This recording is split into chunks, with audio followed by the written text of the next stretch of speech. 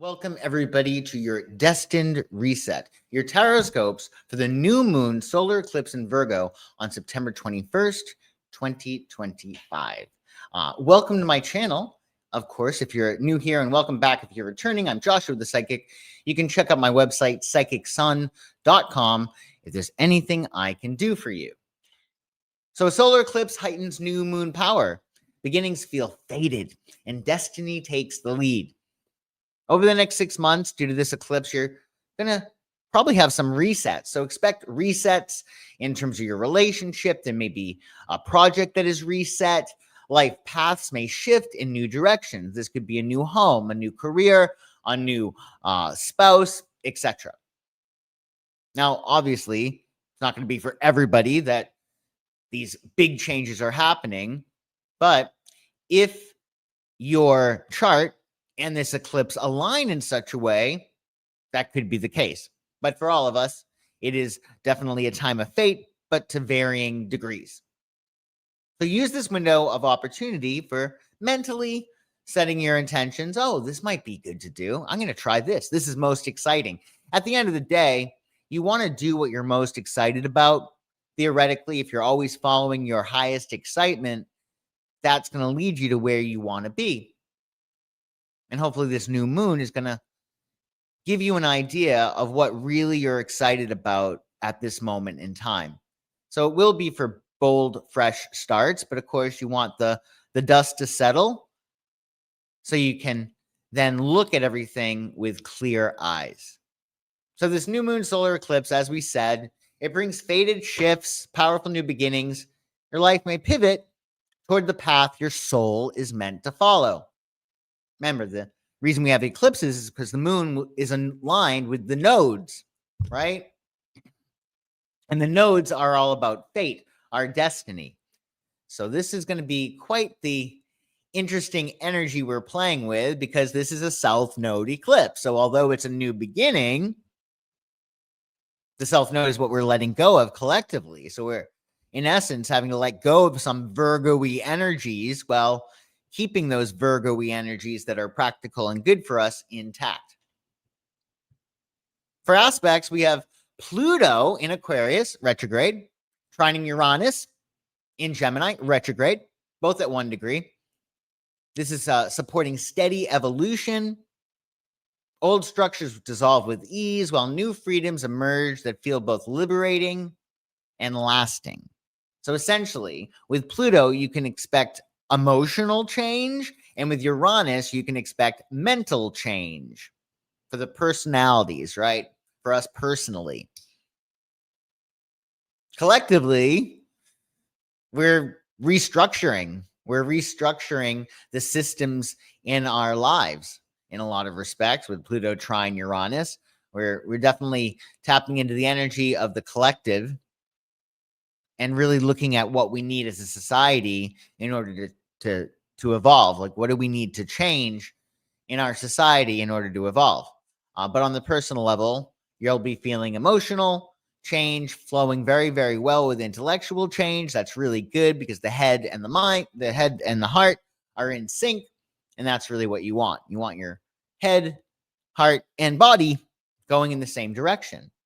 Because sometimes we might be mentally ready for something and even emotionally, but maybe physically we're not ready for it, right? And we have resistance. We're not ready to actually literally move in that direction. And that's when we might get an injury, right? Theoretically, you're not going to get an injury if you know exactly where you're going, and your head, heart, and body are all in unison, right? So you don't want to split your energy. And with Pluto trine Uranus, that's really good because it's going to help us to make changes on both an emotional and intellectual level. Now, Pluto trine Uranus is part of a grand air trine involving Mercury in Libra. So Pluto, which is about transformation, Uranus, which is about revolution and awakening and change, and Mercury, which is about thoughts and communication, are all flowing in harmony. So this is very airy energy. There's going to be a lot of information, fresh insights, innovative ideas, collective breakthroughs flow with ease inspiring change through communication. And there's going to be, a lot of information coming at us over the next 2 weeks after this lunation. So you want to make sure that you're being discerning by saying, okay, I don't really need to answer this. I don't need to accept this invitation, an invitation to argue or an invitation to a party you don't want to go to. So just be discerning with what conversations and invitations you accept. We also have this new moon in Virgo opposite Saturn in Pisces. So fated resets meet Saturn's tests. So again, there's a full moon quality to this, because although the sun and the moon are both in Virgo, with Saturn opposing both the sun and moon, it's going to need and demand attention the opposite sign of Virgo, which is Pisces. So we're being tested in the Piscean areas of our charts. Challenges may slow your progress, but patience and commitment turn obstacles into growth. Saturn doesn't want shortcuts. It wants things that are stabilized and defined. Saturn wants definition. So although we have this new beginning, wherever you have 29 degrees of Virgo in your chart, this new moon solar eclipse is having you re-examine the opposite area of your life and to make sure that you're showing up for it as best as possible. You got to be responsible with Saturn, because otherwise he's going to make your life much more difficult than it needs to be.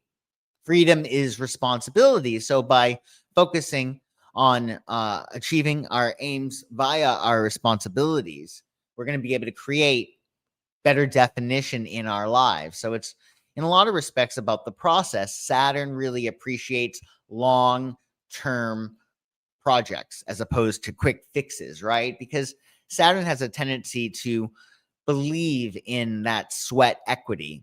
Like, what work do we have to do? What challenges do we have to face in order to go to that next level, climb above, right?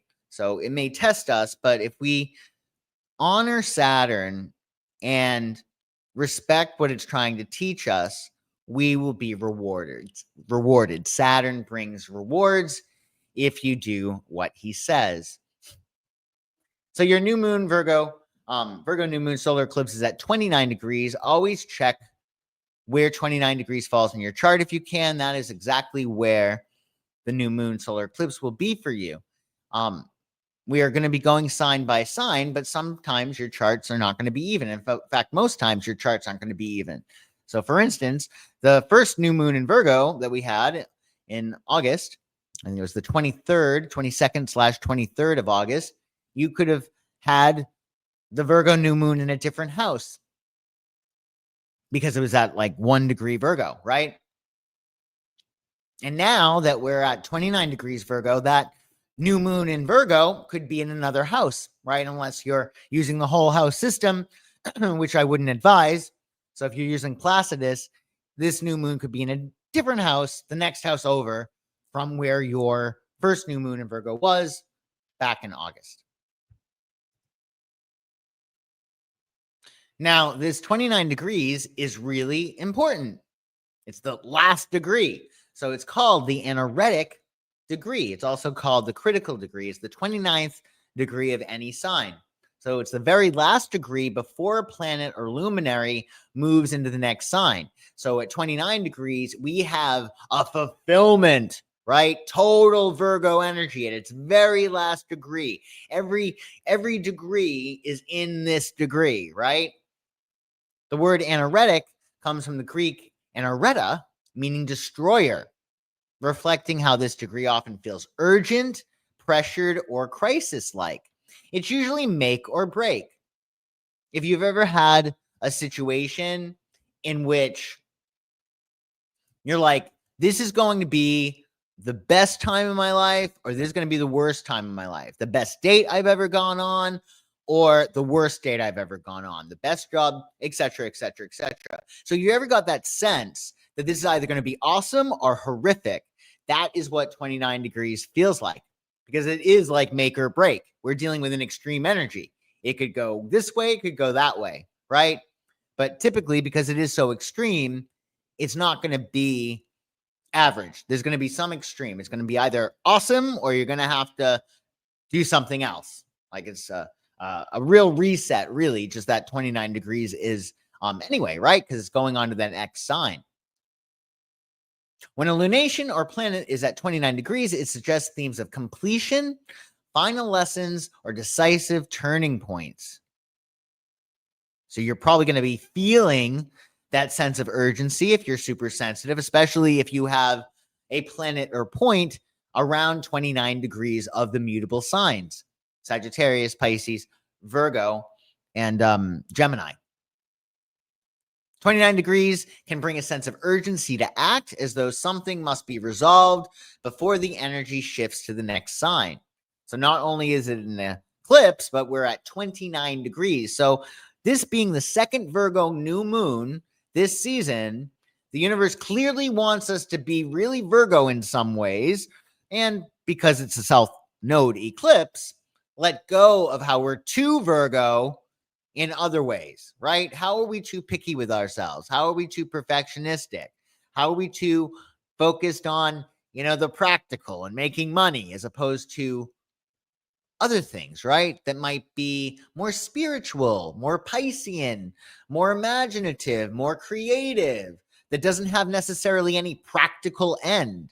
Because remember, the North Node is in Pisces. So collectively now we're all having to be more Piscean to get to the next level. We're having to be more imaginative, romantic, compassionate, spiritual. So we still need, of course, Virgo, right? Because the South Node is the engine that gets us to the North Node. The North Node is trickier. It's more difficult than the South Node. So in a way, we've mastered a lot of Virgo and energy. And now it's a matter of we're using that to propel us toward the Piscean ideals while letting go of how we may have been more Virgo, too Virgo, right? Too picky, picky, picky. So remember, the eye sees only what the mind is prepared to comprehend. Theoretically, if you think you lost your watch, let's say you had your watch and you had it in your pocketbook, but you don't think it's in your pocketbook. You could theoretically fish around your pocketbook and not find your watch, even though your watch is in there, because you theoretically believe that the watch is not there. You may touch it a few times, you may pass around it, but you need to believe that it could be there in order for you to actually find it. You actually have to believe that it could indeed be in the purse, right? Similarly, we have to believe that our manifestations are possible in order for us to perceive them. So instead of seeing is believing, I see it now, I believe it. It really is believing is seeing. Think of the Bible when they say, seek and ye shall find. If you're looking, for instance, for reasons to hate someone, well, it's incredibly easy. You will find plenty of reasons to hate anyone, most likely, right? Because you're looking for it. But if you're looking for things to appreciate, things to love, things to admire, then you're going to find those too, and your life is going to be a lot better off, right? So remember to see what it is that you want to see. Look for it. Seek and ye shall find. So when you're thinking about your intentions that you may have made already this year, look for them. Look for evidence. And that's going to help you to see more, right? Seek and ye shall find.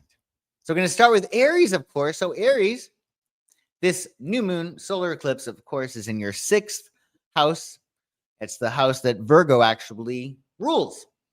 So you are headed for destined resets around your health,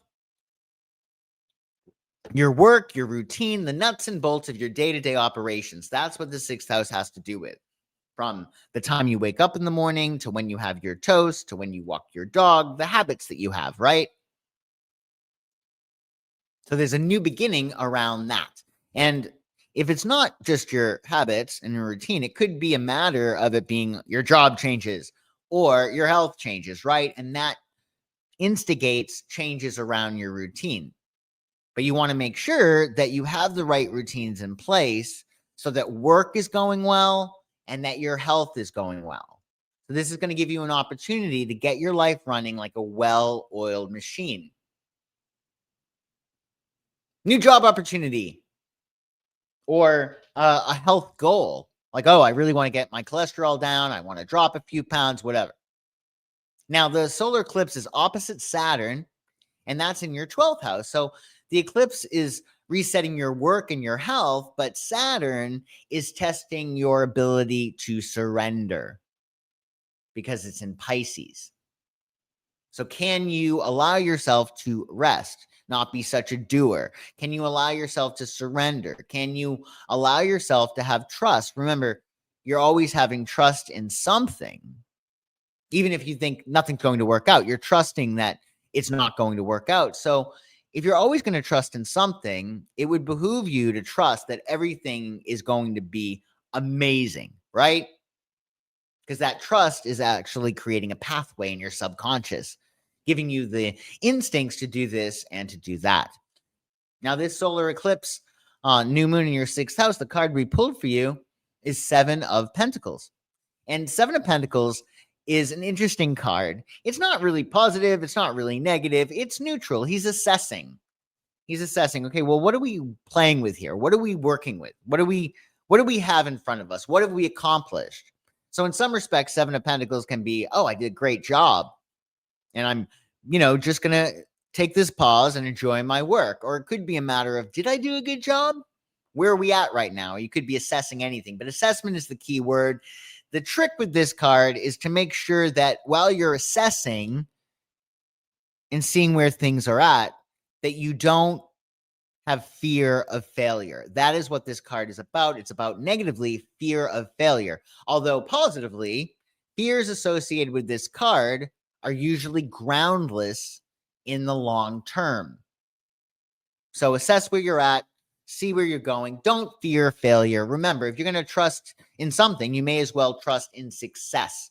And feeding your subconscious images of success with that 12th house Saturn is going to be key, because Saturn in your 12th is saying you've got to take control of your subconscious mind. You got to take control of where you're focusing your attention. You got to take control of allowing yourself to be out of control, right? So definitely work with Saturn there by surrendering, trusting, and enjoying water. As much water as possible. So Taurus, this eclipse is going to be a fun one for you. The Virgo new moon solar eclipse will be in your 5th house, and that is the house that is very joyful. It's the house of things that you really, really love. So creative rebirths are going to spark this lunation, most likely for you, in love, pleasure, or self-expression. And you're probably going to get a sense of, oh, this is what I want. This could be a love affair that you wind up having. It could be a creative enterprise that you want to pursue. It could be children. If you're looking to have babies, this could be the break that you're looking for, right? But there's something around things that you really love, either your children, if you have them, or even your creative projects, or your rest, your recreation, things that you do for fun, things that light you up with joy. So there's a new beginning in that area for you that is fated. You might even, because the 5th house has to do with romance, find somebody and you're like, I meant to be with this person, right? The thing is, the 5th house it's true love, right? It's the house of true love is one of its names, but it's not a partnership necessarily, right? Because true love does not a partnership make. You could have true love with somebody, but they'd make a lousy partner, right? You could fall in love with somebody, but you may not want to live with them, right? That's the trick. The balance of that is, or how you can get around it, is the 6th house, right? Because the 6th house comes between the 5th and the 7th. So what is in between your true love being a partner is your lifestyle. Do you have a compatible lifestyle together? And that's really, in a lot of respects, what we're talking about overall, because we are in the Virgo new moon energy, and Virgo is all about the 6th house. It's aligned with the 6th house. It's about your habits, your lifestyle, your work, and your health. So we have an opposition with Saturn. So although you may be focusing on things that light you up with joy and your creativity and your children and your talents and your new love, right? Saturn is saying you got to also make sure that you are being responsible when it comes to the group, when it comes to the collective. This could be the world at large. This could be your friend group. But Saturn is saying you got to pay attention to what's going on with your friends. Also, your hopes and your dreams and your wishes and your ideals. So, for instance, you might find somebody and you fall in love with them, 5th house, right? But are they compatible with your dreams? What if you fall in love with somebody and they're jealous of you?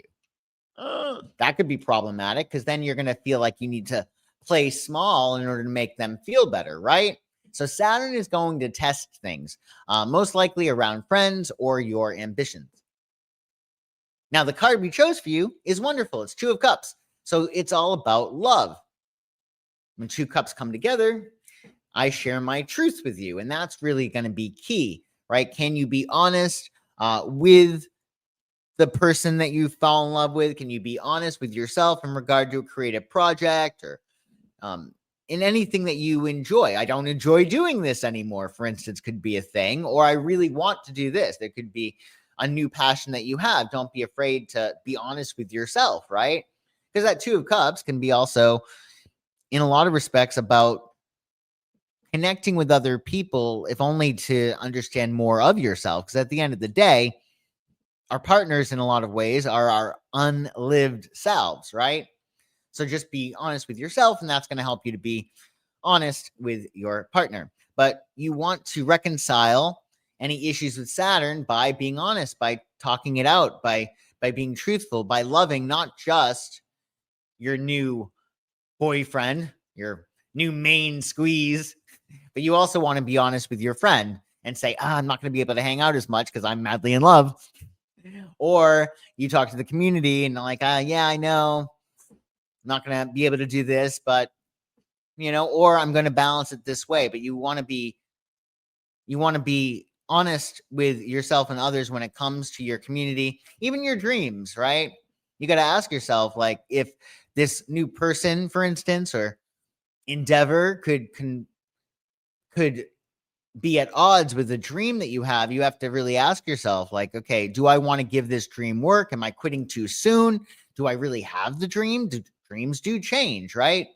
So you want to be responsible in that realm and be loving and honest with others. So for you, Gemini, this new moon solar eclipse in Virgo is hitting your 4th house, commonly known as the house of home and family, but it's really about whatever makes you feel emotionally secure, including your routines, actually, although routines are more associated with the 6th house. Anything that makes you feel familiar or at home, that's the 4th house. So this faded changes in this realm of your life, changes at home. This could be your family. This could be your roots. Your emotional foundations are going to realign with a sense of destiny. Maybe, just maybe, there's something new that could come into your life that makes you feel really emotionally secure, really, really unconditionally loved, really 100% aligned with the divine mother. And that's what the 4th house really, at the end of the day, is all about, that unconditional archetypal love that you would get from the divine mother. So are you aligning with the divine mother through the actions that you take with yourself? Are you channeling her to take care of yourself in the ways that you need to be taken care of? So this is self-care, but also in the decisions that you make. Are you going to somebody for help that is not good for you to go to? Are you settling in a job or relationship and that's undermining your self-esteem? So the 4th house is sort of like a mama bear house, right? You got to really step up and take responsibility for your self-care and your self-love. And this could be through changing the dynamics that are in your home, that are in your family, making sure that you're being a good mama bear to everybody in your home, right? Is everybody tucked in? Is everybody settled? Is everybody okay? So there will probably be a focus on your domestic life with this new moon. Now, while there are great changes going on that are going to help you to achieve that deeper level of emotional security, this even could be a new member of your family. This could be a job that somebody gets in your family that makes everything easier. But this is a wonderful time for emotional new beginnings for you. At the same time, Saturn in Pisces is in your 10th house, the opposite of the 4th. So you have to also honor the divine father, 10th house, right? The 10th house is your public life, whereas the 4th house is your private life. So although your eclipse is going to reset your home and family and your emotional foundation, Saturn tests your career goals and your public image, your role that you're playing for the community at large in the world, which is interesting because that's the card that we pulled for you. So you want to make sure, although things are going to be changing for you on the home front, that you're also making sure that you're doing your job, that you're showing up, that you're keeping your professional life also intact and making sure that you're balancing both. Whatever's going on in your home life, you also got to make sure that you are being responsible on the work front. Now, if you've been doing too much at work and now family is calling your attention, this could be a time of balancing it out. And really, that Saturn in the 10th could be having you setting boundaries at work. Maybe that's the test, to not work harder, but to actually pull back and focus on your emotional security, right? But Saturn is going to test you in your professional life. Do you know when to say when? Do you know when to call it quits? Or it could be the opposite. Do you got to buckle down? Do you got to put your nose to the grindstone? Do you got to make sure that you are really taking stock and responsibility of your professional life and whatever or whomever you're responsible for? So it's the divine father also needs attention. So you're going to probably have to answer to him this eclipse as well. Now, the card we pulled for you is perfect, the World card. So this is about total integration. It's about graduation, which makes sense since it's an angular transit for you, meaning it could affect your personality, it could affect your home, it could affect your relationships, it could affect your career. But with the World card, you're integrating everything. You're integrating all 4 elements, and you're getting a sense of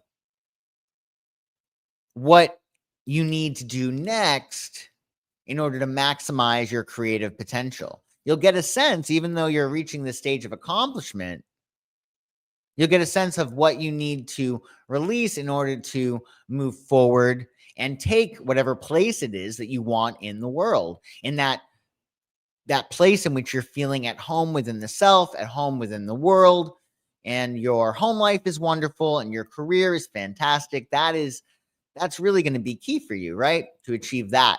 So the world is a very, very good omen. It talks about success, accomplishment, and completion.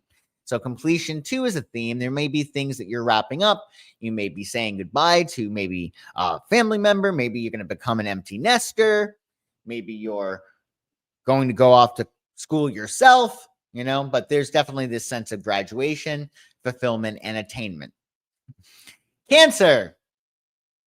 This new moon solar eclipse is in your 3rd house. So it's all about your communications, what you do on a regular basis, where you go. 3rd house encompasses a lot. It can be about your mindset, how you think, how you communicate, what you're teaching, what you're learning. It's your neighbors, it's your neighborhood, it's short distance travels, trips that you might take, short distance. It's your siblings, cousins. So it involves a lot. It's the house that is aligned with Gemini. So you know how Gemini are jack of all trades. Well, so is the 3rd house in a lot of respects. But at the end of the day, the 3rd house has to do with communication. It has to do with, really, in some respects, what we learned when we were in grade school. language, communication, visiting people, going to this house and going to that house and going to the store, right? So this area of your chart is going to be reset, which is pretty cool. So you may find that you're going to end something. You're like, I'm sick of going to this dry cleaner. I'm sick of going to this grocery store. Or I'm sick of going to this club or hanging out with these people. It also could be a matter of, oh, this is going to be something awesome. I'm going to take this class. I'm going to incorporate this into my schedule, right? It could be either because it's an eclipse, energy of endings as well as beginnings. But how you think is really going through a reboot, and that is a lot, right? Because how you think determines how you feel. So this might be a time for you to gauge, doing this on a regular basis doesn't make me feel good. Okay, well, why might that be? Maybe you're over it. Maybe you need to leave, right? Maybe you need to move on. And also, it could be just a matter of maybe you need to think in a different way. Remember, you always have the power to see things differently.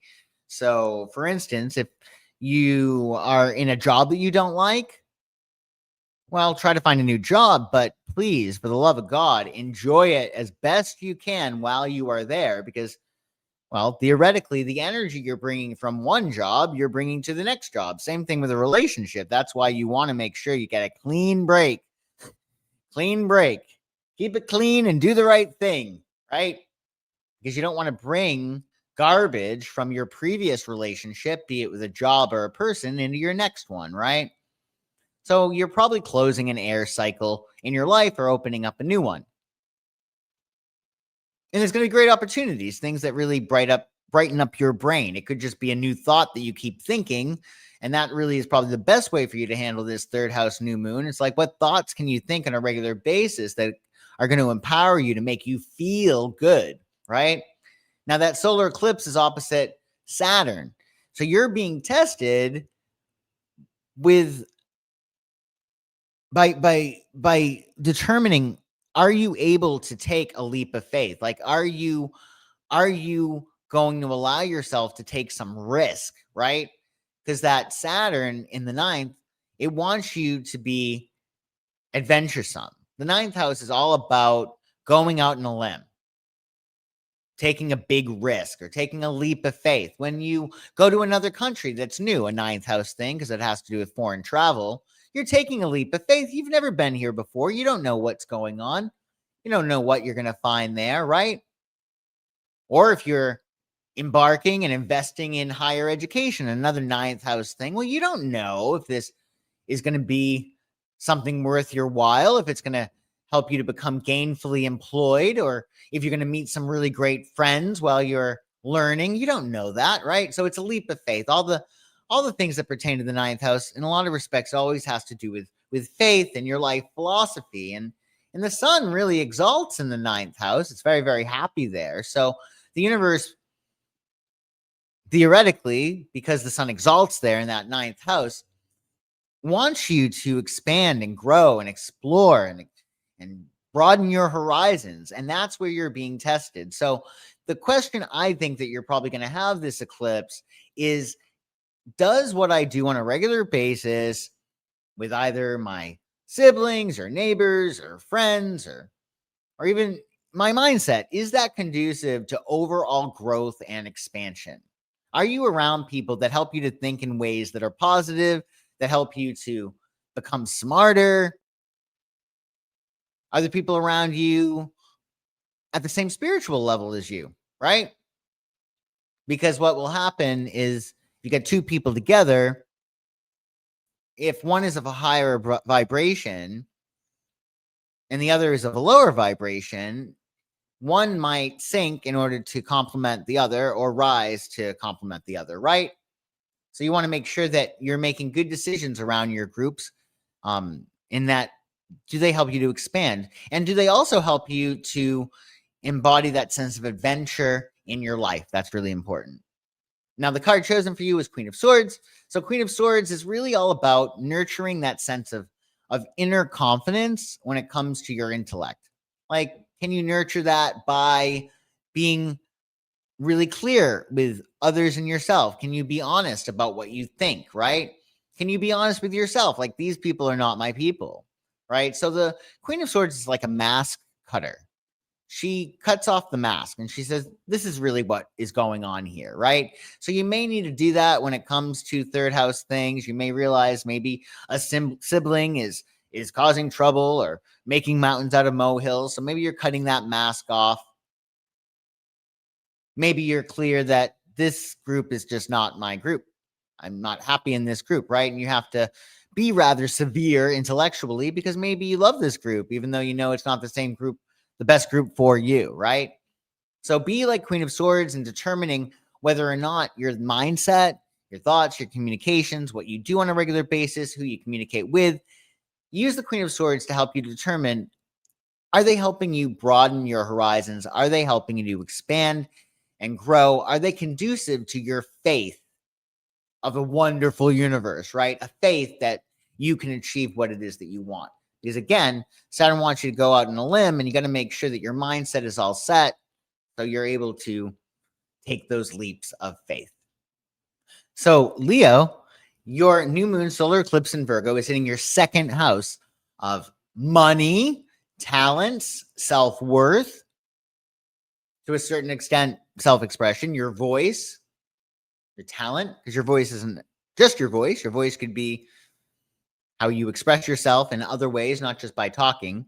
But there are destined shifts in this area of your life. So you may have been destined to have a lot of money, to be very financially wealthy, right? That could be a destiny that you're now meeting. You could be destined to be a particular type of communicator or artist, right? Because this second house also has to do with your talents, your natural talents and skills and abilities, right? And you may also get a better understanding of who you are and what you bring to the table. Like this could be a great time for you to get a better idea of how valuable you are, what you bring to the table, and that's going to increase your self-worth. Because of course your self-worth is going to align with your income, right? Because you're only going to be able to get what you think you are deserving of receiving, right? And also has to do with your possessions. You might get a new car. You might get rid of your car. You might decide that you're going to clear things out, clear space out so you have more abundance, right? But we're all moving into these new directions, and for you, this second house, it's really all about what you value and how perhaps your money is an extension of your value for yourself, right?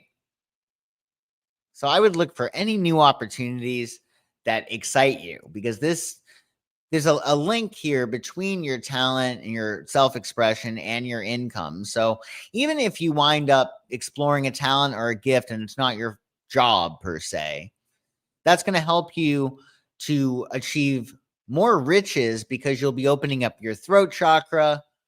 You'll be sharing yourself with the universe. And that's what the second house really is all about. Like if you believe that you are worthy and you're expressing yourself, you're adding value to the world. But if you don't believe that you're worthy and you're not expressing yourself, well, you're not adding value to the world.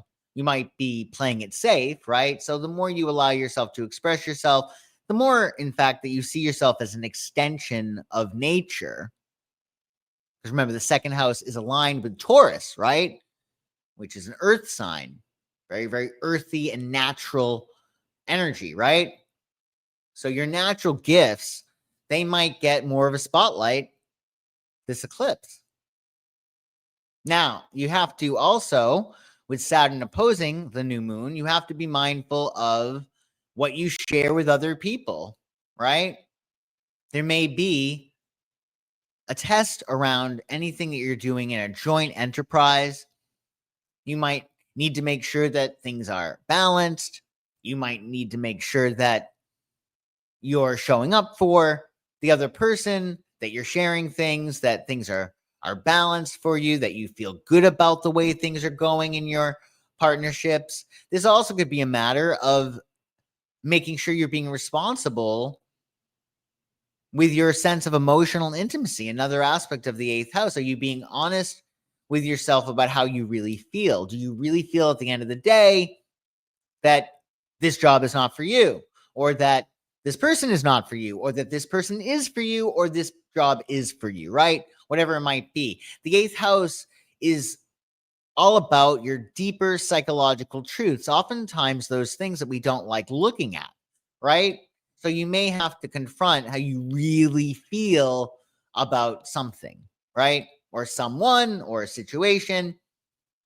And if you're engaged with other people, you're going to probably have a sense of that come to Jesus moment, positive or negative. It could be a matter of you're going to go deeper in with somebody, or you might set a boundary, right? Because the 8th house is all about those boundaries. So you're being tested by Saturn to dissolve boundaries where you see fit and to put up boundaries where you see fit, right? The golden rule, or the rule of thumb, is if something makes you feel good, well, maybe dissolve a boundary. If something makes you feel bad, we'll set up a boundary. And all of this, whatever you do in regard to that 8th house, how you play it is going to determine your own personal resources, right? You might get stronger or more empowered by being part of a 2. Then again, you might be stronger and be more empowered by going solo, right? But either way, the more empowered you are, the more money you're going to make, how that's going to affect your possessions and your self-worth, right? So the Judgment card we pulled for you, and this is a really, really cool card. This is about a new era for you.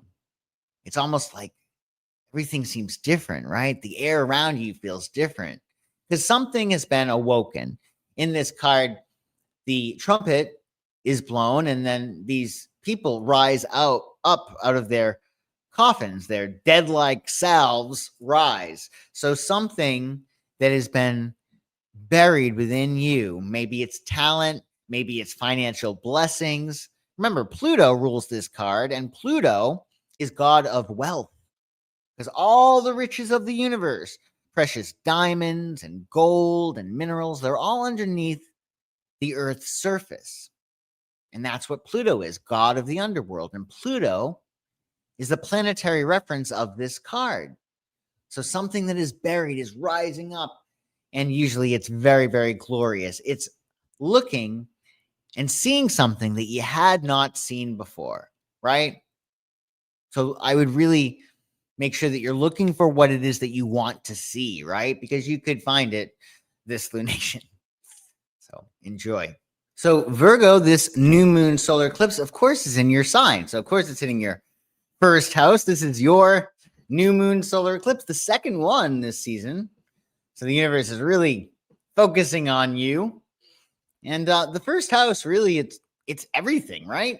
First house first, I always say, because when you have a planet or point on an angle, it can affect your personality, your first house. It can affect your home, your 4th house, or your partnerships, your 7th house, and your 10th house, your status, your career, or all 4, all 3, 2, 1, etc. So there's new beginnings for you that are fated to reshape your identity, right? Because although it could hit those other angles, at the end of the day, this is a first house transit. So it's who you see yourself as.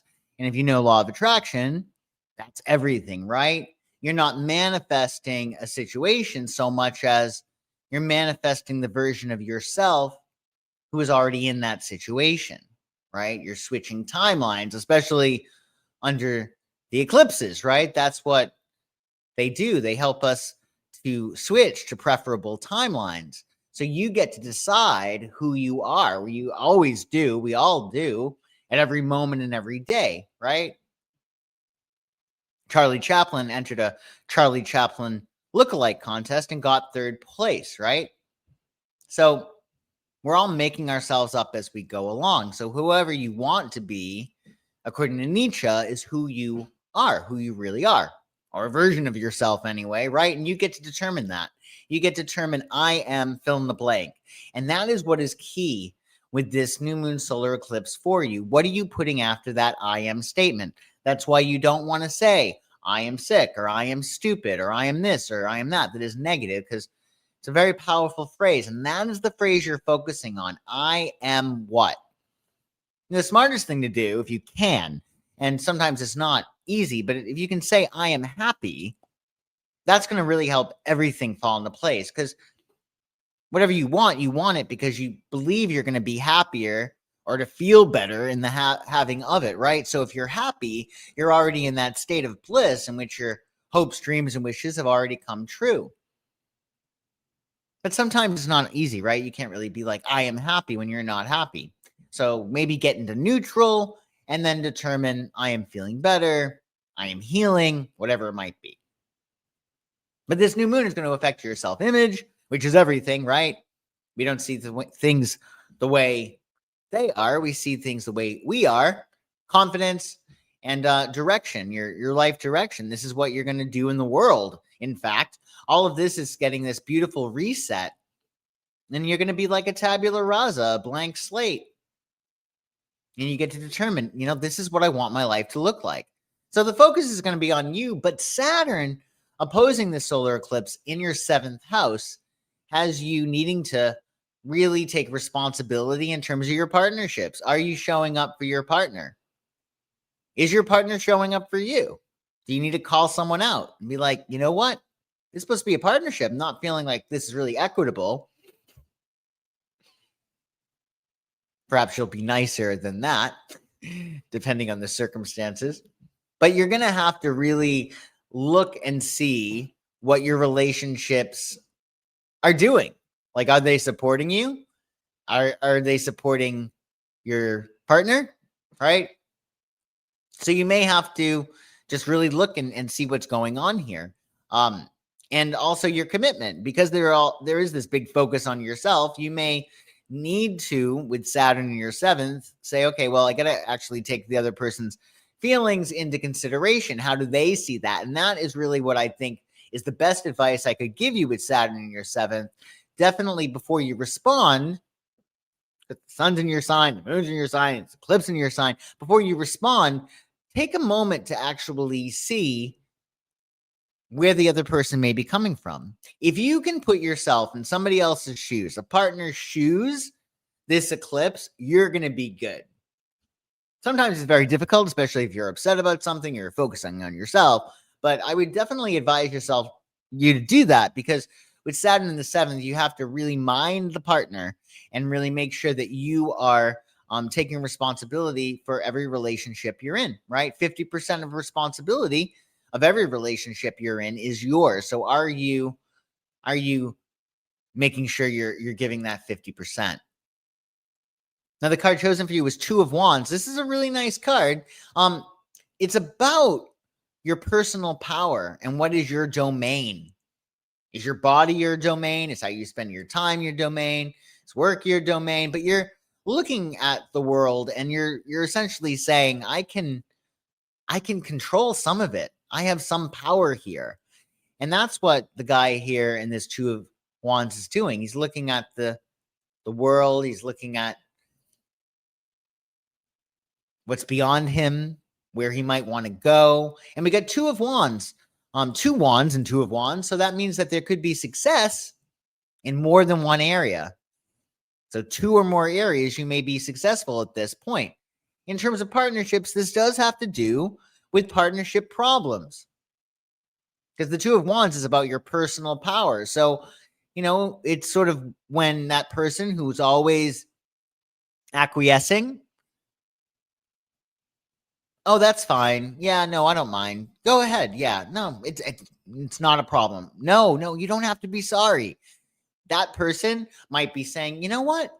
This really is awful. You shouldn't have done this, right? This could be, with 2 of Wands, you getting a sense of your personal power and being like, wait a minute.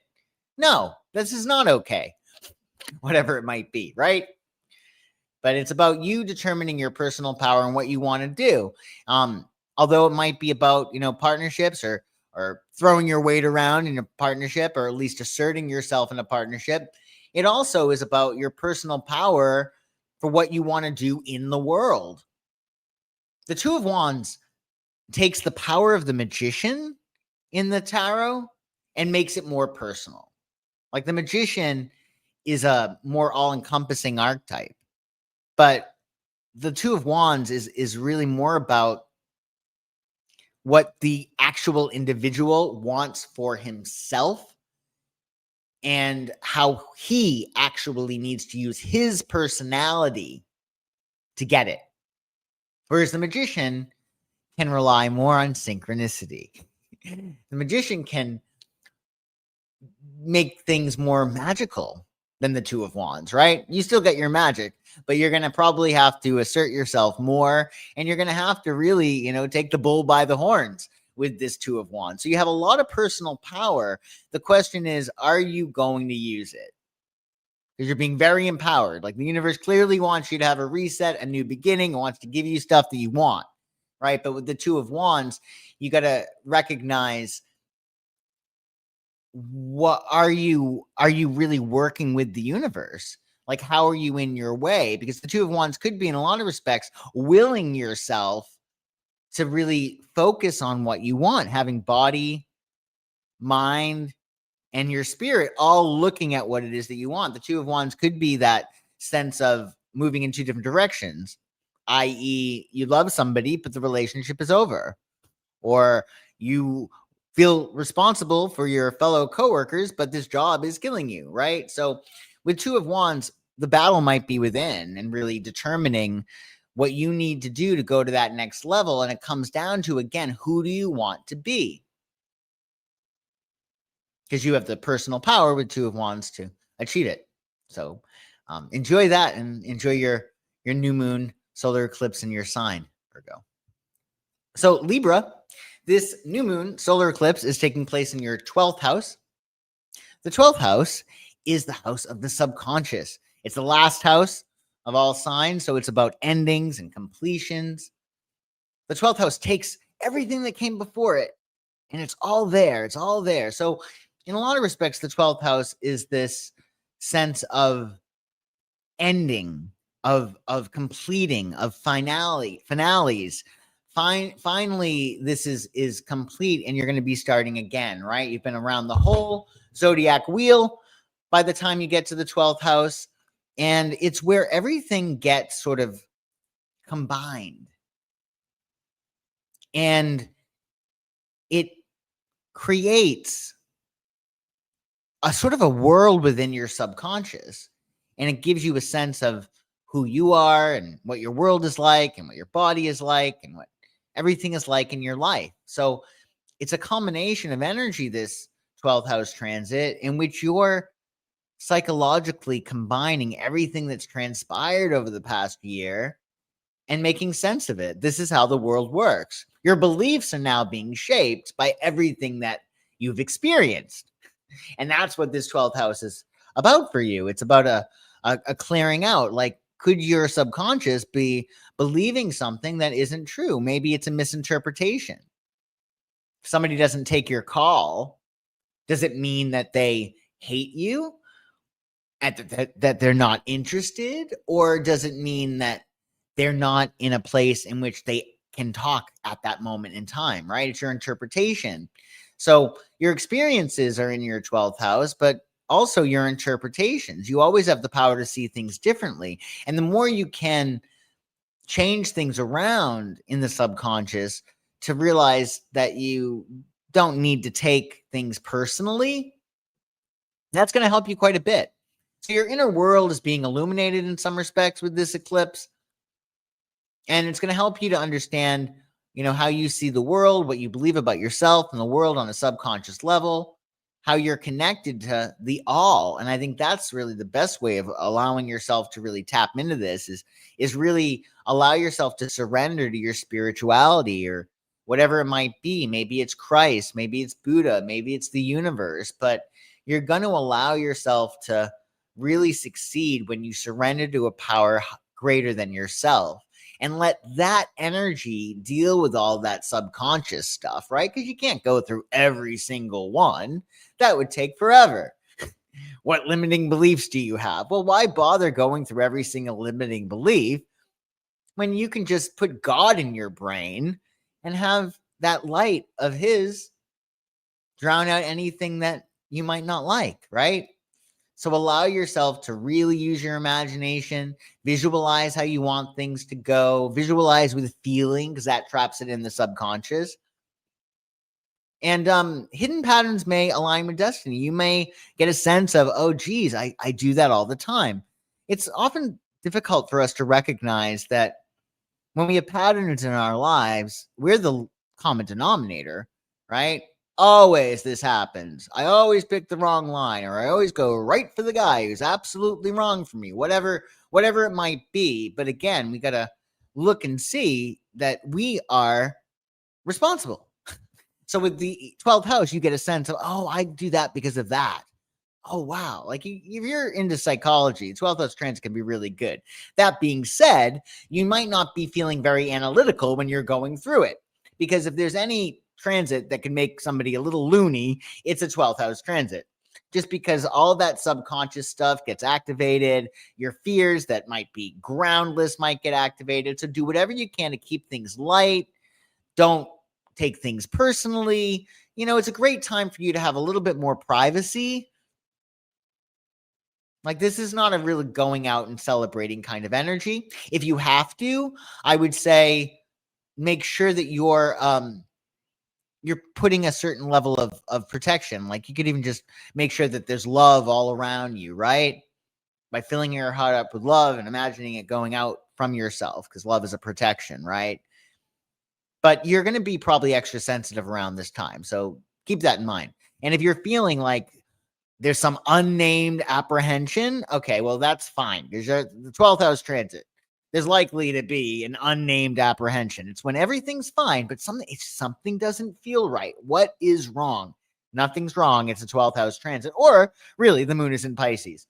I think a lot of people feel that way when the moon is in Pisces. Something's wrong, but I don't know what it is. Everything's fine, but so calm the mind. In fact, you can calm the mind by being very, very practical, because Saturn is going to require that, because he's in your 6th house opposing that solar eclipse. So whereas the 12th house is all about the things that are unseen, it's your spirituality, it's your subconscious beliefs, things that are hidden. The 6th house is things that are actually quantifiable and qualifiable, right? It's the job that you go to. You spend 7-8 hours in this job, right? Or it could be a matter of your workout routines. You did, 3 gym visits this week and 3 sets of this and whatever it might be, right? Saturn in the 6th is having you to be responsible when it comes to your work and your health. So if your body is not feeling good, Saturn is going to tell you here, you need to make sure this feels better, even if it's something as simple as a crook in your neck or like a dull ache. Like, get it checked out, because Saturn is saying you got to pay attention to your body. Likewise, Saturn could be putting pressure on you on the work front. There might be this like clown car, never ending work that is coming your way. And it's like you never get a break. Saturn is perhaps here telling you, you got to get organized and complain about it later. Just get it done, right? There might be some hard work you have to attend to. And that's going to be good, because that's going to keep you out of your head. So Saturn in the 12th and the 6th is actually probably a good thing, because you're going to have to be practical, and that's going to keep you from being loony, right? Because with that 12th house, we can get kind of crazy. So Saturn will test your discipline in work, health, and service. So even though you're going to be in your head and you're going to be processing a lot during this time, you're going to need to also attend to your responsibilities. I would say this is actually a really great time to make sure that you stay disciplined, eat as clean as possible, follow your workout regime. So those habits that you know are good for you, I think that's going to be key. And just get your work done so you can play, right? So you can at least play in your mind if you're not going out and celebrating. Now, the card that we chose for you is Temperance. Now, this is an interesting card. Temperance is a balance of patience, tolerance, and temperament. And it's really about finding the right combination of things to make you well or happy. But it also could be about tempering, being like, you know what? I went out 3 nights last week. I'm not going to go out this week. Or it could be a matter of, okay, I've been by myself hermiting the last 3 months. I need to go out. Right? It's about tempering. Don't need to eat this much. Maybe I need to back off or not drink that much, whatever it might be. But the Temperance card tells you to be in balance in a lot of respects. And with the 12th house transit, I would definitely advise this. This is not the transit for an extra drink or an extra drug. You want to make sure that you are tempering, just because you're going to be feeling really as you're probably going to be feeling drunk or drugged as it is, because you're going through a 12th house transit. So that makes sense. Outside of that, the temperance card is about finding the right combination of things to make you well and happy. What do you need to do on a regular basis? Not just around this eclipse, but for your lifestyle, right? With Saturn in the 6th, it's like, what is your lifestyle like? What do you need to do in order to make sure that you're eager and enthusiastic and really ready for the next adventure? Because that's what the temperance card is. It's all about just a feeling good state and really a sense of almost flight, right? This angel has wings. But how can you combine certain things and find the right balance? Maybe you wind up going out for drinks on a Wednesday after work, right? And you wind up working late, so you're able to then go out for drinks later when it's darker out. Oh, that's a nice temperance, right? That's a nice balance of things, because you're working later, but you're also getting to go out with your friends, right? So it's about really finding the art in life. In fact, Crowley calls this in his thought deck, right? Temperance he calls art. So life is an art. Like, how can you make your life artful? How can it be really beautiful? And that's really, in a lot of respects, how the 12th house and the 6th house come together, right? How can your life just be a wonderful journey of all the different things that make you happy or add value to your life, or how you add value to other people's lives, etc. And service is going to be key. So one thing I think you might want to ask yourself is, how do you want to serve? How do you like to serve? Because that's really, in a lot of respects, what this axis, this 12th, 6th house axis is about. And if you don't like the way you're serving, I would definitely say find another way to serve, because we all have to, right? So happy new moon. So Scorpio, this new moon solar eclipse is taking place in your 11th house. You and Virgo get along. You sextile each other. So the 11th house has to do with your community, your hopes, your dreams, your wishes, your friends. So essentially friends, your network, community, as well as hopes, wishes, dreams, and ideals. Those pie in the sky dreams that you have, your aspirations. And this is a reset in that area of your life, and maybe even some fate. So we often say with lovers can be fated. Well, same thing with communities.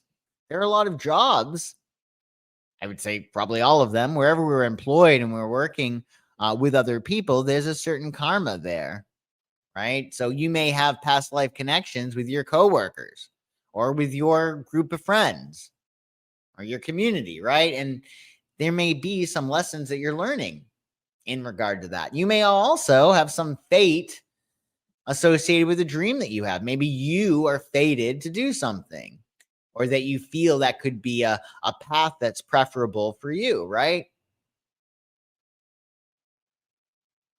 So there's going to be some kind of opening, some fated opening when it comes to your friends, your network, your dreams, and it's going to shape your future, right? So it's all about really determining where it is that you feel can benefit from your energy, and what group can benefit your energy, and what energy can benefit what the group can benefit from your energy as well. So it needs to be that sense of this even exchange in your 11th house, that you want to make sure you have people who have your back, but also are not, in your face. The 11th house is detached, right? So it could be about those people that help you, that are your friends, but, certainly not partnerships, right? Even your best friend, because it's long-term partnership, wouldn't be a 11th house thing, because it's a long-term. It would be a 7th house thing. But there's going to be fate there. You might have fate with friends and fate with a dream. So bear that in mind. Or there might be a turning point. You're like, oh, I got to do this, or I can't do this. I don't want to do this dream. I want this dream, or I want to be around this group, or I want this type of friend, etc. And whatever you wind up getting well, there's probably going to be some destiny attached to it. So while you're finding your friends and your tribe and going after your hopes, dreams, and wishes and ideals, the solar eclipse is opposing Saturn, and that Saturn energy is asking you to really, really focus on what makes you joyful, what makes you happy. Are you going after a dream, 11th house, because you think you should? Are you part of this group because you feel obligated? Because Saturn is going to test your joy, and it's going to have you ask yourself, is this bringing me joy? Now, sometimes you just have a one-off. Say you go out every week with your friends, but that last Thursday you went out, didn't have a good time. Well, that doesn't mean you need to drop your friends, but if it's a continuous thing, and every single time you're just like, I really don't feel like going, but I'm going, Saturn could be saying that. It also could be a matter of really determining what will make you joyful. Is joy just a question of decision? Do you need to act more joyful or decide that you're more joyful? But because we're dealing with the 11th house, you really want to look and see, are you having fun with what you're doing? Are you having fun with your hopes and your dreams? Are you having fun with your friends and community? Because the 5th house is all about fun and joy and things that really light you up. And just to let you know, if you have a hope or a dream that doesn't light you up, it's the wrong one. If you have a community or a group of friends or even a friend and he doesn't light you up, sorry, wrong one. Choose again. And that's what this could be about. This could be about you needing to really take responsibility for your happiness and your joy. And sometimes we can lie to ourselves. Even Scorpio, even you can lie to yourself, right? Because it's just easier. And, I think especially Scorpios, because they're very compassionate. They're very empathetic to other people. So Saturn is having you really say, but what about you? Because you are, unlike many people know, I think one of the most nurturing signs of the zodiac. So it's very easy for you to be compassionate and empathetic to other people without recognizing that it doesn't bring you joy. So with King of Swords as your card, you've got to really be even Steven this eclipse. You want to allow yourself to be disimpassioned a little bit. King of Swords is ruled by Libra, so there's a sort of a lawyer-like vibe. The King of Swords advises to just be logical. Don't feel like you need to get emotional about something, right? Because that 11th house, at the end of the day, it is an airy house. It's the house that's ruled by Aquarius, the 11th house. So you want to be really severe in some respects and very logical and lawyer-like in determining what the next step for you is in regard to a hope, a dream, an ideal, or a group, a friend, etc. And again, you want to use that 5th house as a litmus test. Like, does it bring you joy? Does it spark joy? Right? Otherwise, you may need to choose again. And happy new moon. So Sagittarius, this new moon solar eclipse in the sign of Virgo is hitting your 10th house. Wow. So it's angular for you, Sag, which means this could be a big deal depending on whether or not you have a planet or point at 29, but 29 Virgo. So the thing is that we have this new beginning for you, this reset when it comes to your career.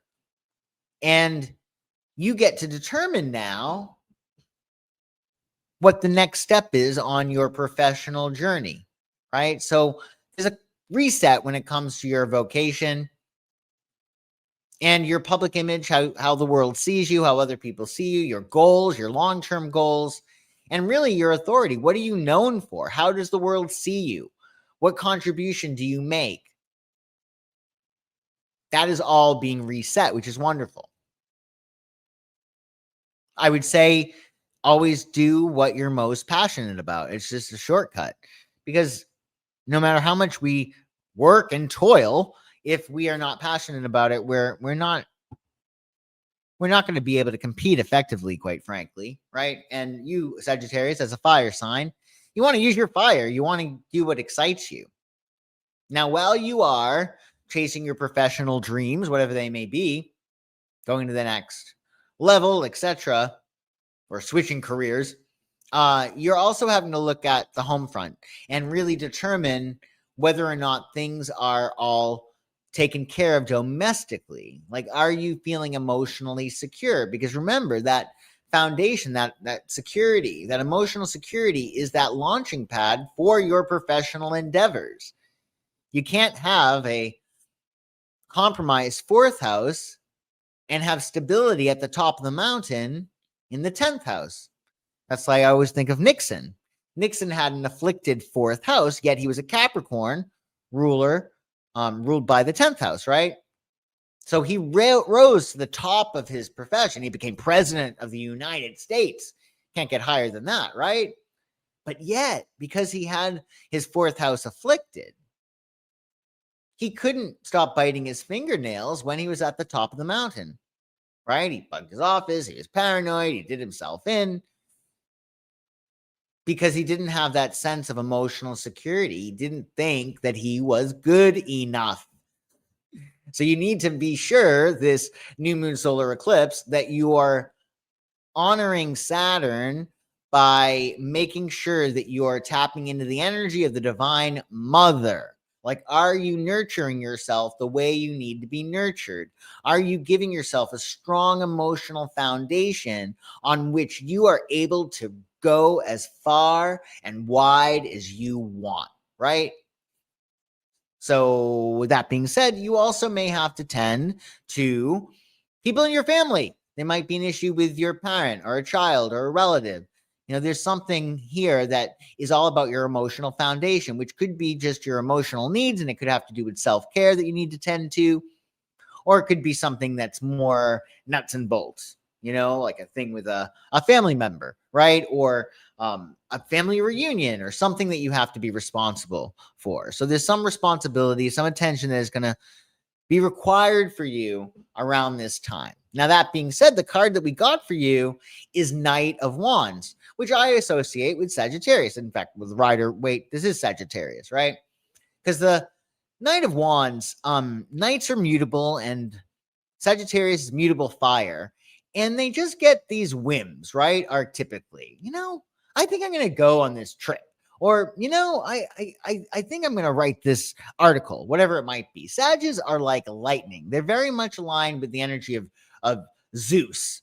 Think of Zeus, right? Or Jupiter, right? And they can be very, very, very fast. And like lightning, they can be very quick to do things. They may move quickly. They may decide to go on a foreign trip. They may decide to publish an article. They may decide to be an entrepreneur, whatever it might be. But the Knight of Wands energetically is also about separating yourself from the familiar.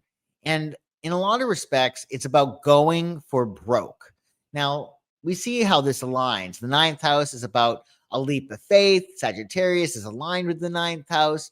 And this Knight of Wands, he takes leaps of faith. The thing is that once he goes and risks, he doesn't have any other recourse. This is like the guy at the casino who puts all of his chips in. What the hell? It's fine.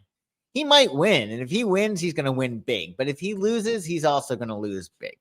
And I think that really is a fiery thing. Like they are more apt to risk than other signs. And Sagittarius is good for that because, well, they're the most lucky sign of the zodiac. So you might get an opportunity. I think you'll definitely get an opportunity to be the Knight of Wands, Sagittarius. And this might be, you know, I was in this job for so many years, but you know what? I'm going to take a leap of faith. I'm going to leave it. I'm going to go to this one. Or you know what? I'm going to go back to school. Whatever it might be. And just go for it. Just go for it with the Knight of Wands. Just make sure that it feels good to you and in its heart and meaning, and that it's not one of your values that is holding you back. If it's fear of failure that's holding you back, well, screw it. Just do it, right? Go out on a limb. But if it's, you know, as long as it's authentic to your true integrated values, you're good. So do enjoy that, Sagittarius. So Capricorn, this new moon solar eclipse in Virgo is hitting your ninth. So the ninth house has to do with philosophy, your life philosophy, your faith in a lot of respects, your belief system. And going beyond that, it has to do with entrepreneurship. It can be about publishing or broadcast. It's about expansion. It also pertains to foreign travel, higher education, law, those things that expand and grow. So the ninth house is anything that makes you grow, right? Even your philosophy, for better or worse, it makes you grow in some capacity, right? So your beliefs are going to evolve this eclipse. Anything pertaining to faith or travel or higher learning, further education, etc., invite destiny's hand. So you might have a situation in which you get an opportunity to go abroad, or you may have a situation in which there's an opportunity to go to school or to start your own business, or maybe you have an inkling. I think I'm going to, move into entrepreneurship. Again, the ninth house is a leap of faith. So even faith is a leap of faith, right? Maybe you need to allow yourself to take a leap of faith and just acquire a stronger sense of faith that everything is going to always work out for you. Everything works out in your best interest. So while you're flying high and expanding and growing, going beyond your stretch, Saturn in your third house is saying, okay, but what logically is going to happen here? Okay, you're going on this foreign trip, great, but okay, well, did you pack? What are you packing? Did you take the time off of work? How are you getting to the airport? And what about when you get to the airport? So the third house is about the linear, logical, step-by-step things that, quite frankly, Sagittarius and ninth house doesn't really care about, right? But it's about that logic. Like, okay, you want to start your own business, ninth house. You want to be an entrepreneur, awesome, ninth house. Okay, third house. Well, what are you going to do? Where are you going to get the funding for this? Who are you going to hire? What's going to be your strategy? What are your benchmarks? Like the third house is bringing you down to earth and saying, well, how are you going to afford this trip? How are you going to apply your education? Like what steps are you going to take in order to move into this direction? And once you move into that direction, how can you make it logical that you did so, right? Because that's what the third house wants. It wants, logic and clarity. So there's a focus that you need to make on anything that pertains to logical things like facts, daily tasks, things that you have to do, even though this is a new beginning in your ninth house. So it might be a matter of you have a lot of stuff that you have to deal with, a lot of minutia, news, emails, and whatnot during this time when you want to allow yourself to expand and grow. Or it could be a matter of in the areas in which you want to expand and grow, you've got to drill down and you got to say, okay, well, this is great that this is your goal, but how are we going to make it happen? But it shouldn't be too much of an issue. You are a Capricorn after all, so that might come very natural for you. So you might be able to work with Saturn in that third house much more easily than anyone else. Now, the card pulled for you was the Star card, which is great. So expect unexpected help. Like the Star card is all about freedom and things coming up out of the blue that are great and glorious. Allow yourself to be surprised and delighted. Capricorns are very suspicious people, and for good reason, right? They're sort of this doubting Thomas of the zodiac, next to Virgo, of course. But Capricorns can sometimes be pessimistic. And remember that you're only going to be able to see what it is that you believe is there, right? So if you can establish a better sense of faith in other people, you might actually find that other people surprise you. So be safe about it, But with the Star card, there's unexpected help and there's just this beautiful new day that can come for you. It's a matter of this is your time to really think about what inspires you, what lifts you up, because that is what you need to use in order to lift up other people, either in your day-to-day life or what you pursue or whatever you wind up doing, right? So this is a wonderful card for you. I think this is going to be a really great time for you to be inspired. And I would write everything down and really just because you're going to have a lot of ideas, most likely. Write everything down and, work with that Saturn in the third and say, okay, well, what can we do with this? And happy new moon. So Aquarius, this new moon solar eclipse in Virgo is hitting your 8th house. This is the second time this has happened this season, depending on where you have Virgo in your chart. Because it was in the earlier degrees, the first one that we had. This one's at 29. So shared resources transform for you during this transit. Intimacy, finances, and power dynamics take fated turns. So the 8th house is really all about your boundaries. It's where you say no, and it's where you say yes. It's where you share. And you're going to get a sense of how you want to either share more or share less. The 8th house, you're dealing with extremes. We're either in or we're either out. We're either marrying or we're divorcing, right? We're either in bed or I'm kicking you out of my house. So you got to determine where it is that you feel really good. And if that's the case, release the boundary, right? And allow yourself to combine further with somebody else, right? And intertwine either sexually or financially or in terms of business, whatever, right? Allow yourself to fuse if it feels good, because theoretically, if it feels good, you're stronger as a 2 than you are as a 1. However, there are certain times in which you are indeed stronger as a 1. I think if anybody knows that, it's Aquarius. So that might mean that you need to protect yourself and say, you know what? I'm not cool with this.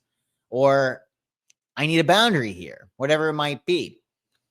And it might be both, right? You might go in, but you also need to set boundaries. So it's an intense transit because it brings up these deep psychological issues that we all have with power dynamics. And this person has how much power over me, and how much power do I have? Am I afraid of my power? Should I use more power? Whatever it might be, right? So you want to essentially heal the past. So you're coming from this context of being able to trust people easily. Because at the end of the day, the 8th house is all about trust. Do you trust yourself? Because if you trust yourself, you're most likely going to find other people that you can trust. Otherwise, that distrust that you have for yourself will be reflected back to you. That's why 4th house, emotional security, self-trust is super important, because you want to make sure that you're enjoying your interchanges with other people, the exchanges you have with other people, the sharing you have with other people, which means you got to trust the right people so you can enjoy that fusion. And if you've been trusting the wrong people, well, you need to set a boundary and heal, and then find some people you can trust. So while you are combining resources and getting stronger, ideally, in a fated way, there may be some fate that you actually have with somebody. You might be fated to sleep with this person. Again, you got free will. You always have free will, but there is a sense of destiny and sparks and stars, right? Likewise, you could be destined to be in a partnership with somebody, be it romantic or professional or whatever. So there may be choices that you need to make that give you a sense of destiny. Destiny could be a matter of you're destined to make a choice that you could actually have something with this person. That being said, Saturn is saying, what's yours though? Saturn in the 2nd house is having you put attention on your resources. The 8th house is our resources, what we do. Whereas the 2nd house, what we have would be the 8th house. Whereas the 2nd house is I have. So you have to focus on your own stuff. What is yours, right? So while the eclipse is going to transform your intimacy, and it might even wipe away your debts. If you have any debt, this is a great time to clear things out. Just because that's an 8th house thing, debt as well. But Saturn is going to test your self-reliance and your material stability. And that really has to do with you understanding your self-worth and your talents and your skills, and being responsible and expressing them as best as you can. And you also while you are combining resources with other people and perhaps investing, because the eighth house has to do with investment, you got to make sure that your base is secure. So, for instance, you wouldn't want to invest all your money in a business with a partner and leave yourself with nothing. That would be stupid, right? But it's the same thing in different gradients and in different ways. Like, are you making sure that you have what you need as a personal, individual person, so that in combining your resources with other people, you're not losing yourself? Now, very rarely will an Aquarius lose himself in a relationship or an exchange. However, you got to look at the whole chart. If you have a lot of water in your chart, you could get sucked in. You could get lost in that eighth house and not recognize, am I being counted here? Am I being compensated? Are my talents being appreciated? Are my talents even being expressed? Because that Saturn in the second could be telling you you need to take responsibility for your talents. Because they say that when we die, we are held accountable for those talents that we did not use. So Saturn might be having you look at those too and say, okay, well, are you investing eighth house in your talent so they can provide more value to you and the world, right? So that could be what it's about as well. And the card pulled for you is wonderful. It's called 10 of Pentacles. It's the wealth card, they call it. So if you're curious about how a project you started is going to turn out, well, this is a great harbinger of success. This is like the project of a lifetime. It could be very long-term stability. And most important, the 10th house is about legacy, something that survives far into the future. This could be children, if you have children who go on to raise their children, or it could be books. It could be movies that you write. It could be your Instagram posts, right? What you have out there, right? I don't know how long Instagram posts are going to survive, but anything that you wind up creating, right, that survives the test of time. Probably not Instagram posts. So with that 10th house, the question is this something that has a sense of permanency to it? I would make your 8th house decisions on that. Like, is this nice and stable? Does this have legs? Can this bear fruit with that 10th house? Is it a situation that can last far into the future?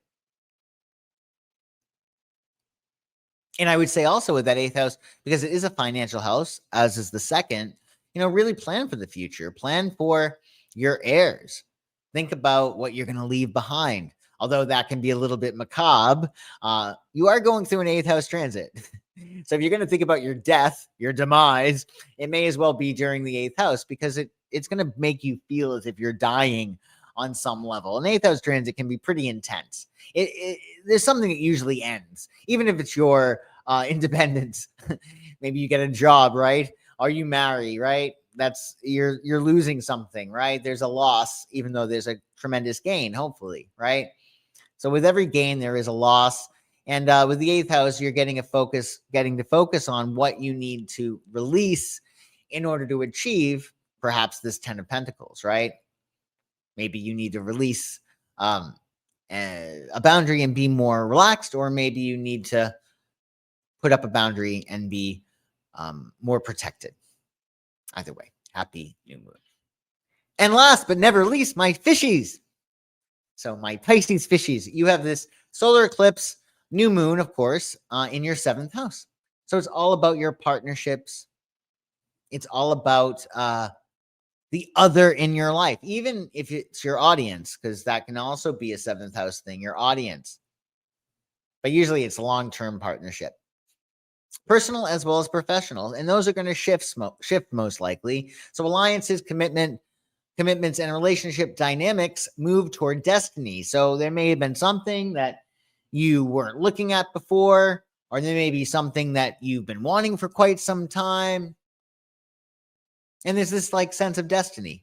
This could be a wonderful thing for finding the one or one of the ones, because I think it's terrible to think that there's only one person. That's putting all your eggs in one basket there. And I think that we probably have destiny or soul connections with many people. In any case, there's going to be a sense of destiny with your relationships, and you got to make a decision as to where you want things to go next, right? In terms of your relationships. Now, while you're focusing on being a good partner and seeing what the other person needs and determining what you want in a partner, etc., the solar eclipse is opposite Saturn, which is in your sign. So while the eclipse is going to reshape your partnership, Saturn is going to test your self-growth and your personal authority. So although there's a focus on partnerships, you've got to bring things down to yourself and say, okay, well, where am I at in my life right now? What am I able to give? What do I want to receive? Because Saturn demands definition, and it's in your sign. And I would say out of all the signs of the zodiac, Pisces is probably the most likely to get lost in the other in their life. They can get lost in the other partner. Remember that song, Maisie Star, Fade Into You? That's a very Piscean way of dealing with love, right? Just falling into the person. Because that Pisces energy, it rules romance and imagination and that sense of enrapture and losing yourself, right? So that first house transit, though, with Saturn there, it's saying, no, you are an individual. 1 + 1 = 2.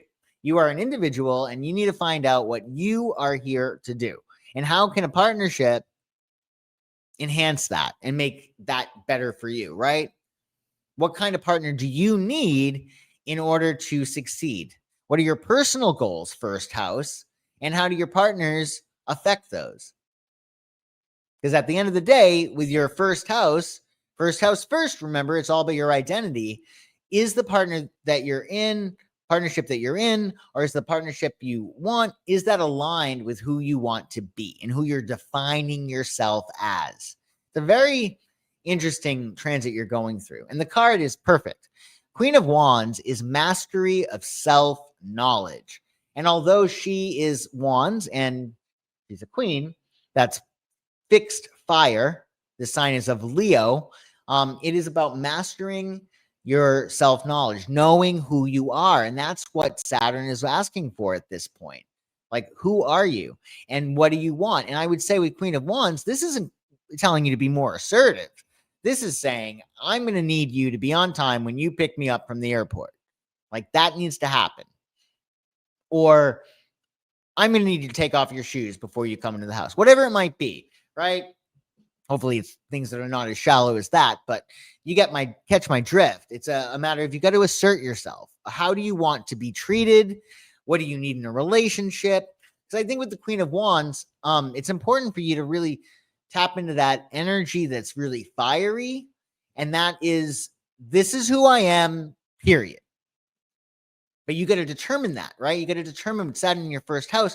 You have to determine who it is that you are. And if you don't know, well, think about who you want to be, because that might be who you are. According to Nietzsche, that is who we are. It's who we want to be.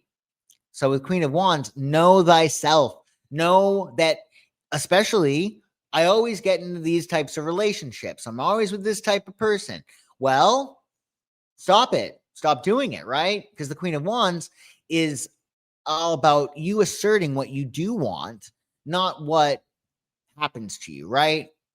You have to utilize that energy of Leo, which is all about the will, in order to get the relationship or the partnership that you want, as opposed to just letting yourself go and say, this always happens. Well, make it not happen. What do you want the new story to be? But most important, who do you want to be, and how can your partnerships shape and shift that according to your liking? And happy new moon. Well, we did it, folks. We went through every single sign of the zodiac for this new moon in Virgo solar eclipse. I hope this was helpful for everybody. I'm sorry I wasn't with you live, but I will catch you very, very soon. So take good care, everybody, and enjoy your new moon in Virgo solar eclipse. Bye-bye.